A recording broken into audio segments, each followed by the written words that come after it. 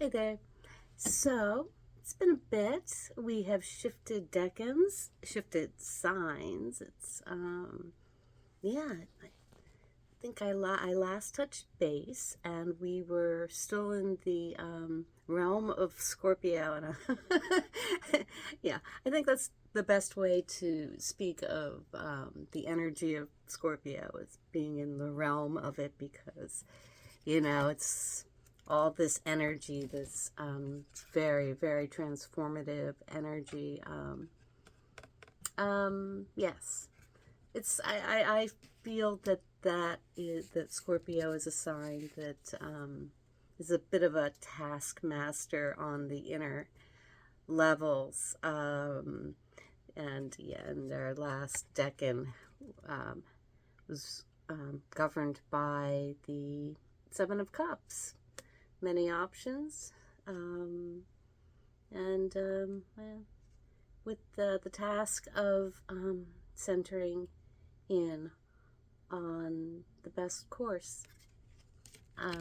It's all such inner work, and this particular last decan of Scorpio, or actually the entirety of this Scorpio season, was felt very, very strong, very purposeful, and I would imagine that each of us, in our own way, within our own circumstances, truly, mm, truly did the work of of um, of knowing ourselves um, a bit more than we did going into it. But we've entered, as of, I'm a little late getting to this, but as of November 23rd, which was midweek last week, we have entered the sign of Sagittarius. So all of that inner work that we've achieved through the realm of Scorpio has shifted into Sagittarius, which is much more outward facing and much more forward moving on a physical. It's not so inner, it's more about, and that's Rachel, she agrees. And there's probably a dog walking by. So hopefully they will pass quickly, the dog. Okay, right. All right. So Sagittarius is, I apologize for her. She's adorable. She's very barky. Okay. The sign of Sagittarius is ruled by the Temperance card, which does have that feeling of emergence and sorting through, evening, balancing, finding the perfect blend. Yeah. Much like the star card in traditional tarot, there is a foot. There is a foot in the water, and there you see that little moon energy. And in fact, we recently had a new moon, which was quite strong, and it was wonderful. It's very, very strong. Um, and a foot on the ground, as you see here. Very similar to the star in tarot. So, yes. Um, and the ruling planet of Sagittarius is Jupiter. Nice. So, Wheel of Fortune. So, I would imagine that we will be feeling during this span of time that runs until like mid-December. Yes, mid to later December. We will feel a forward movement, and I don't think I don't think it's an accident that many holidays in many different cultures um, fall in this space in time. There is that forward movement, getting things accomplished, and often, often it is a push to do so, but it's such a joyful push, um, and with the wheel, there does feel to be a a lot of support um, from the universe to just get that wheel moving to its next point. Okay, the first decan of Sagittarius is the Eight of Wands, and that is certainly very kind of electrifying energy emanating from the heart, and actually from voice too, and projecting outward. And last time we had Wands energy was during the sign of Leo, which is late July to late August. Those cards are strength and sun, which very heart based, still with a feeling of quiet strength coming from introspection, gently coming from it. With Sagittarius, there is a more poof feeling, a real opening. The last decan of Leo was the Seven of Wands, and now we move to the Eight. The Seven of Wands is standing still. You notice how there are only 6 wands here. It is as if this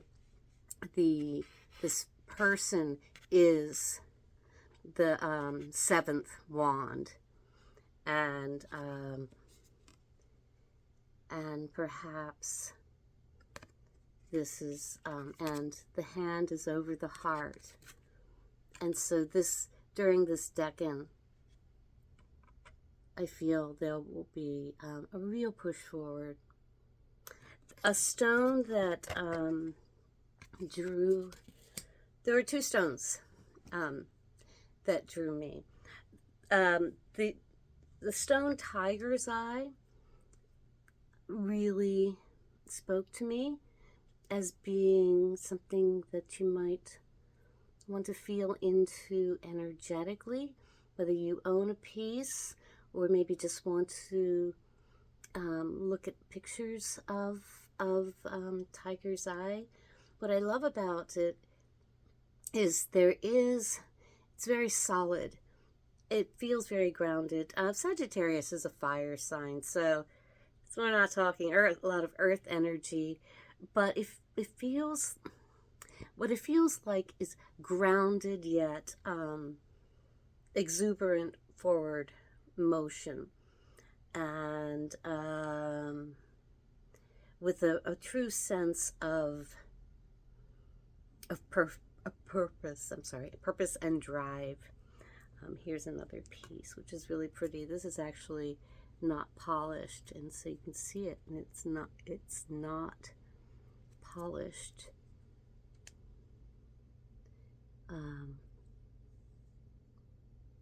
Form, the end is polished. It's such a pretty stone. Another stone that drew my eye, which is not Tiger's Eye, it's actually a piece of quartz. It's a beautiful cluster, and it's like a little family here. I don't necessarily think of Sagittarius as being such a, family sign, and certainly, this does not look like a family card, nor do any of them really, but there is, intuitively, I'm just picking up that's maybe coming from that period of deep introspection that Scorpio season led us to experience. I think that there we probably felt most recently an emergence to include others in I don't know, our most recent version of ourselves, and you know, change is truly incremental. We don't these shifts that we feel on the inner, that we even had to perhaps strive deeply to achieve, can be almost imperceptible to those of us around. But anyway, sorry if I'm rambling, but I don't know, I was just drawn to this, and perhaps because it is holiday season, and we will be engaging with others more and more during this time, even if it is just more phone calls, more reaching out texts, just to wish people well, wish each other well. I don't know. I think there's just a whole lot of outward movement, but very heart-based, very truth-based. Okay. So let me see. I thought I would just get a message or two. Start with maybe one from the Angels and Ancestors deck for this Sagittarius time, especially the first Decan that ends. Actually, it ends fairly soon. I think it runs till midweek next week, December 2nd. Yeah, so just a few more days actually. But let's just, this will be, hi Rachel, this will be for Sagittarius season. Oh, I just noticed the back of the card, or just realized, very similar, eh? Okay, must have been the right deck to choose. That didn't even register. Okay. There is autumn, release the old and rest. And I feel like rest on with the knowledge of job well done, especially coming out of Scorpio and that most recent new moon. And as much as the card says rest, I think this crow is beautifully and peacefully alert, but not on alert. Big difference, right? Okay, so there's that. And what to choose?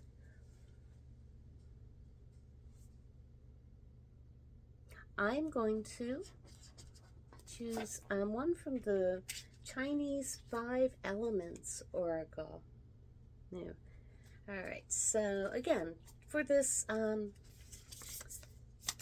the sign, this period during Sagittarius season, for a little message. Oops, we might need to know.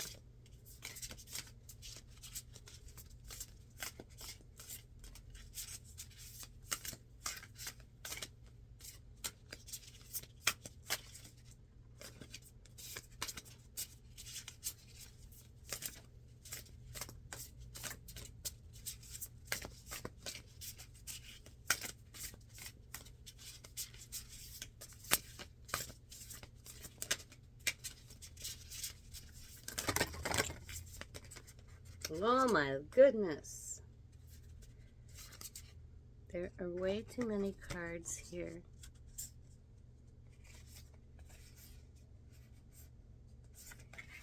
Let's try one more time. I'd rather not get so many that I have to choose myself.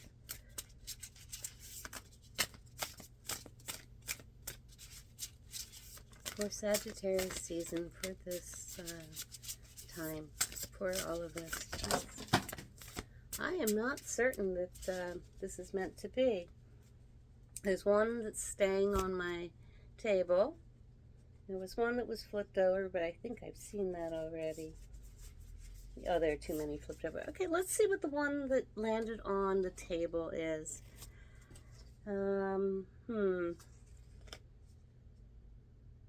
Okay, it's Fire Dragon, co-create with the universe. And absolutely about being in flow. Yeah.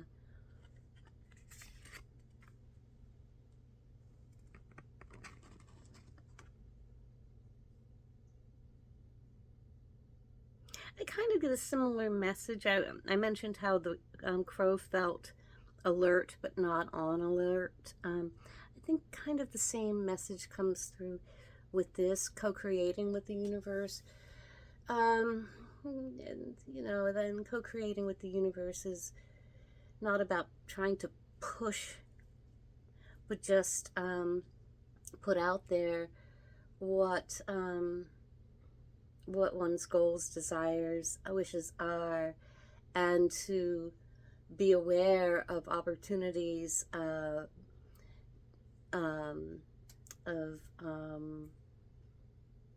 impulses, and to actively move on these, but not in a forceful way.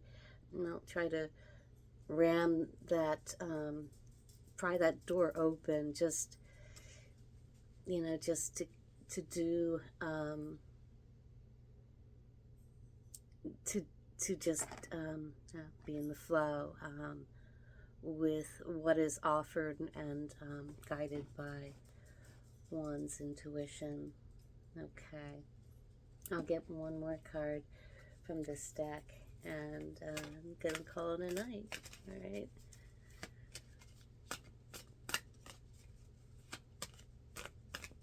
It's for a message for this time, for those that are here.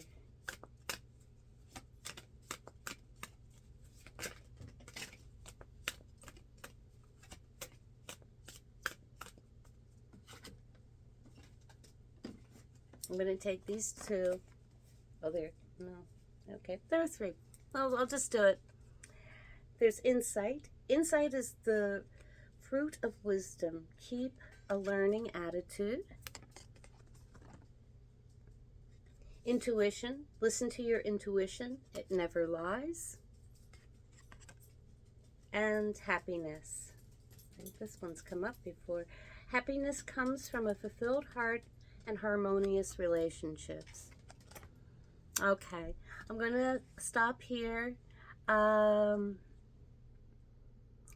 These have all been really lovely cards, and yeah, and I like that these two came up, especially.